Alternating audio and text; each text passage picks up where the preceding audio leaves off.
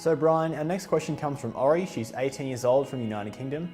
And she wants to know, when you started your degree, did you have any idea that you'd work in this exact field, that you'd be where you are today?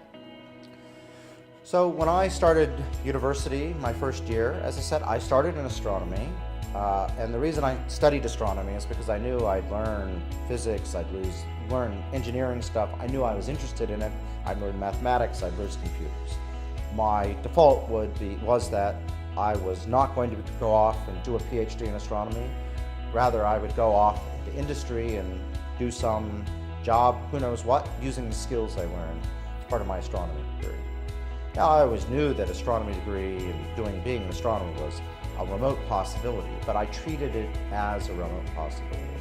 I have always kept my options and my interests open to do all sorts of things. One thing I've learned is almost any job worth doing is interesting because there's problems to solve, and the same things you use to solve questions about is the universe full of dark energy, you use that same process to ask quite mundane questions. For example, I grew up on the island of Kodiak, Alaska, very remote, and one of my first tasks, my first interesting jobs, was figuring out how to order milk, because there was a 7-day delay, and get the right amount of milk into Kodiak without it going sour, dealing with weather breaks and fluctuations in the amount of milk people buy.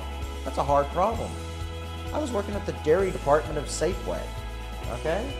It's an interesting problem. Same type of techniques I use there as I use in astronomy.